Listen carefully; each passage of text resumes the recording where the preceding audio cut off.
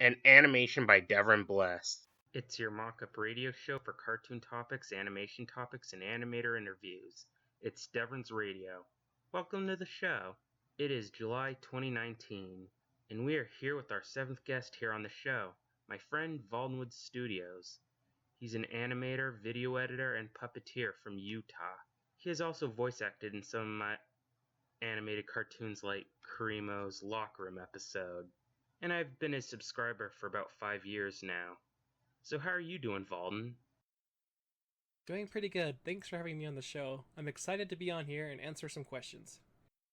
Oh, anytime. It's good to have you on here on Devon's Radio. So I want to start off talking about your Dino Snore collab entry on Channel Frederator's video Worst Jurassic World Attractions. How does it feel having your entry featured on there? Kind of embarrassing, to be honest with you. Just rewatching that recently, as it has been 4 years ago, is pretty crazy. I signed up to be in the video with Frederator, and I totally didn't have any ideas for the whole month. So in a last minute attempt, I made Dino Snore with some characters I drew in Adobe Flash, and then sloppily animated them in Premiere Pro.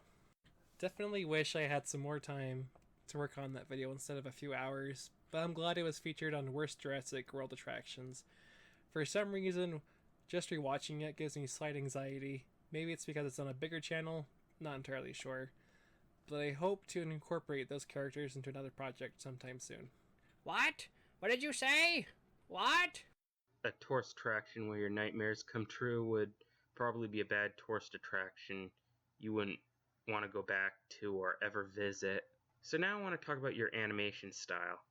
How do you describe your animation style, which includes the few which I saw feature your circle and cylinder shaped cartoon characters? Lazy, that's what I call it. Story time. So back in, I want to say, about 2012, I came up with another idea for a show called Master and Minion, which actually spawned from another show that featured Stickman that I will talk about sometime later. Seeming that it'd be a lot easier to animate, I started working on that project instead. Unfortunately, that hasn't gone nearly as good as planned, and I'm still in the process of trying to practice a suitable animation style and still working out some kinks of the simple Rayman inspired design using no arms and legs. As far as the animation style, from what I can remember, it was made using mostly tweens and Adobe Flash, which for some reason I didn't think looked very good. Looking back on those few videos, it actually was a lot better than I remember. I think I'm really a perfectionist when it comes to animation, and those few videos really left a bad taste in my mouth when they weren't just perfect. When I do start animating again, I'm going to animate in twos, I think, maybe even mix in some ones and tweens as well. My current plan for this year's pilot season is to use limited animation as a crutch to practice and start animating a bit more intensely during the season and or the next season 1 episodes. I'm not entirely sure how that will go, but I've got some ideas to play around with. It does sound like a good idea.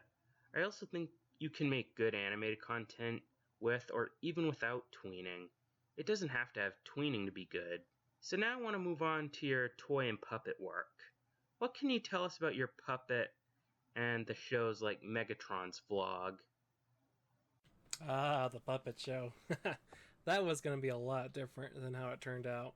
Originally, it was going to be a series about John, Megatron, and Optimus Prime as roommates, and then through different seasons, we would introduce new characters like the landlord or another tenant who lives in the basement and constantly tries to shut down Megatron and Optimus Prime shenanigans. And then when a season would end, we'd have a big day where eventually they move out or get close to being evicted because of the toys. I think the last season was going to be when John finally gets a house and they don't have to deal with any more roommates or landlords. I can't really remember what I had planned since it was so long ago. One of the things I really can remember was a mock interview with an office style with them about the frozen turkey incident, which was supposed to be an inside joke and a gag that didn't really have anything to do with anything.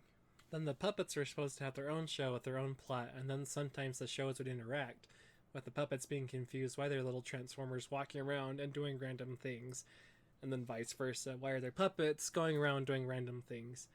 I still toy around with those ideas since the current puppet show has kind of gone in random directions, and there were supposed to be a lot more episodes that I recorded, but I never felt like they were really going anywhere. I do remember working on a Valentine's special, or as I called it, a Valentine's special, where John would fall in love with With the female panda plushie, I scrapped that idea because I felt really creepy, plus I didn't want anyone to get any ideas from that. From what I can remember at the current run of the puppet show, I would have ideas in my head and then just start recording. Some of the episodes did have scripts a little bit, but most of it was unplanned and unscripted.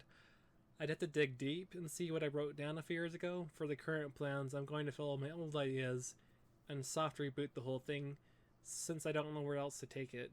And Megatron's vlog was really a lazy idea I had to make videos since the puppet ones took a bit longer to make, which I'm really ashamed to admit, but that's basically what I did to try to stay relevant these days on YouTube. I did plan on making more of them, but I wasn't really proud of them. If I do make more, then it will have some more gags in them besides Megatron just talking to the camera, like this. One of the main gags was that Megatron was trying to keep it a secret from everyone else, but for some reason I never got too far with that. Sorry if this response is a bit long, just a lot of things start coming back to me when I think about the past, and where things could have maybe should have gone. I'm still proud of my old videos, but sometimes I wish I did work a little bit more on them and made them a bit better than what they could have been, and also made a lot more. It's good to see that even with the current state of your busy life, you're still considering doing more of all this content in the future, which would have been my other question if you would. Oh yes, definitely. I had a sad thought last year that maybe I should delete my channel and then never make videos again. Whenever I have that thought, it makes my life feel empty. When I was younger in junior high, I had always planned on making cartoons and silly things for YouTube and making it big on there. Currently, the plan is to reboot Master and Minion, the VWS Puppet Show, and a few more live streams this year, and then work on some other secret projects as well, since it seems like if I announce anything, it never gets done. Any other projects that near completion, I'll make an announcement/trailer for it.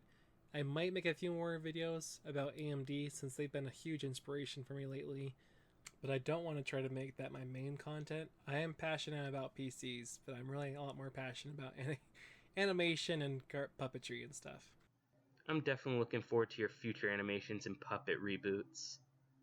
So that's the episode with Valdenwood Studios. I want to thank Valden for being on the show.